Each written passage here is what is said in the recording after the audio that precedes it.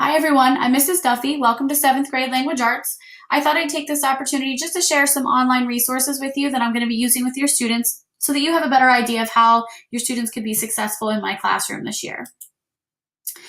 Obviously, I'm teaching 7th grade language arts, and I've had the opportunity to teach everything from 4th to 12th grade language arts. I've taught in Mays Landing. I've also taught in Rome, Italy. I've taught in Pittsburgh. I'm a graduate of Duquesne University with an undergrad in secondary English education. And I also graduated with my master's from Walden University in curriculum and instruction. So education is a passion of mine. I don't look at this as a job. I really enjoy being with middle school students especially, and being with your students has been a joy so far. So I'm really looking forward to the next couple months with them. I also taught at Stockton University in the education department on how to teach language arts through 4th through 8th grade. So again, as I said before, this is something that's a pastime of mine. It's not, I don't look at it as a job. So partially my philosophy is that I want to give students the opportunities to kind of express their feelings and their thoughts in ways that maybe they're not always used to being able to do. Sometimes it's easier for them to look at how a character deals with a situation than it is for them to look at how they would deal with a situation. So in Tom Sawyer, for example, the first book that we're going to be reading, Tom's confronted with a lot of different controversial issues about the social norms of his time. And so the book gives us a really unique opportunity to look at the world through a 12-year-old's eyes and how he makes decisions and how he decides to stand up for those who maybe are less fortunate. It's a really unique opportunity, and I look forward to this experience with your students. The best way to contact me is through email. It's mduffy@ocsdnj.org. Please don't forget the E, or maybe the email might not make it to me. If you need to call me as a last resort, then by all means, please do so. But I can get back to you a lot faster if you do email me. So that's the best way to contact me. And I look at parents as my allies. I think of all of us as a team together. And sometimes they say it takes a village to raise children. And anytime you have questions, comments, concerns, I'm happy to listen, happy to hear them. Please contact me if there's anything I can do to help. Projects that you're going to see your son or daughter completing this year, one in particular is the poem or the sonnet or the speech of the month. And this gives the students an opportunity to practice reading, maybe in a different format than they're used to reading. It also gives them a chance to build their reading fluency and their opportunities to build self-confidence when they're speaking in front of their friends. So this really, it's a different reading pattern. It's a different reading syntax. And so sometimes that's really helpful for them. And they benefit a lot from that. There's also a research project or a book report each month. And then there's also a lot of opportunities for differentiation. There's a lot of choice boards, a lot of bingo assignments. You'll see these sprinkled throughout the year because it gives students the ability to, whether they are above, below, or on a skill level for a particular standard, it gives them a chance to access that assignment where they are. So every student is being challenged regardless of their level when they enter the classroom. Two things that can really help your students to stay organized this year is my website and Google Classroom. So if we go to my website, you'll notice the first thing you'll see, and if you look on this left-hand side, is the calendar. It has all of the nightly assignments, if there's any special days coming up. And if you look even to next month, already next Tuesday, Wednesday, and Thursday, their poem of the month is due. I also try to give you lots of announcements to kind of give you a summary of what's happening that week. And you can also access the classroom documents and resources page where they can find copies of the poem of the month, handouts, anything that might help them with their homework to be a little bit more successful. And then if there's any other major assignments or something, they can sometimes be found in this classroom and documents page. Another thing that you might find interesting is the book trailers about Battle of the Books. I'm going to talk about those in a little bit, but sometimes parents don't always know about all the books that we're reading. So for Battle of the Books in particular, I try to put as many book trailers as I could find. You might consider reading along with your student for some of these books. Sometimes it opens lots of really good conversations between adults and their kids. Also, it just can kind of foster a more love for reading if they see you reading it as well.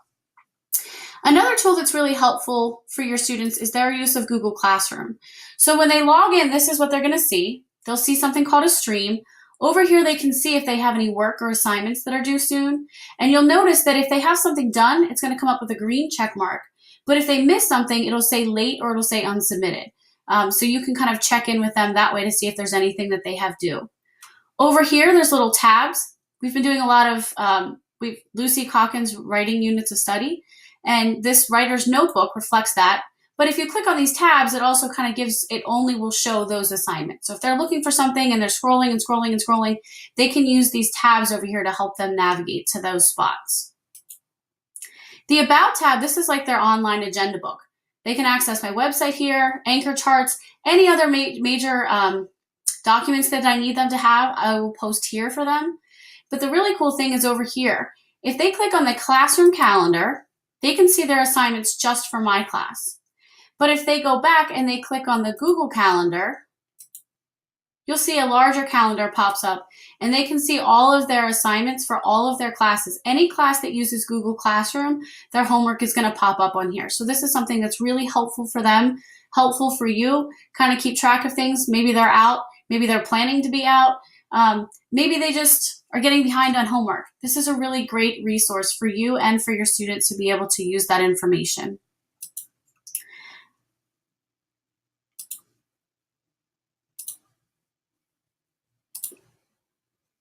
So as I said, my website, Google Classroom.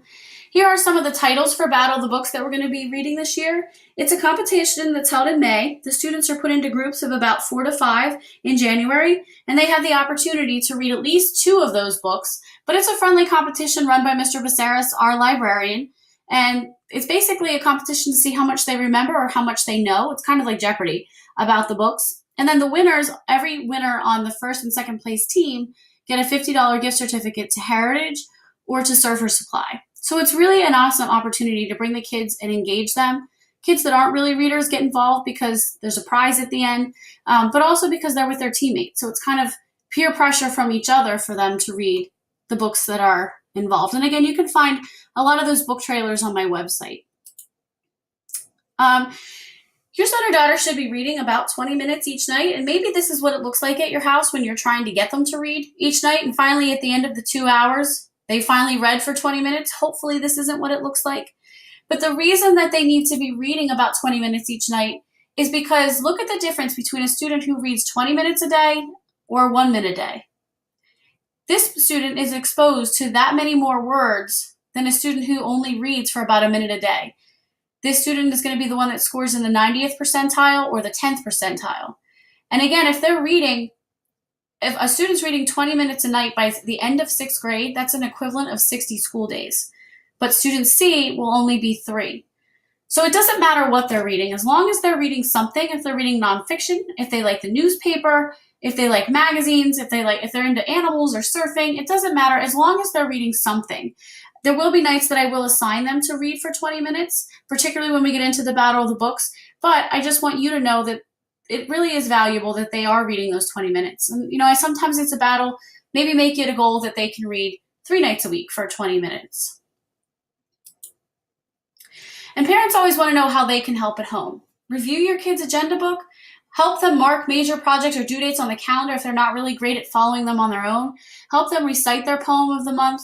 And when you read your child's essay, I know it's really tempting to go and revise everything for them, but have them sit next to you and help them to see, maybe there are places that they can fix their grammar. Point out a sentence that said, what's wrong with this sentence? What could you fix in this sentence? And help them learn that skill of revising.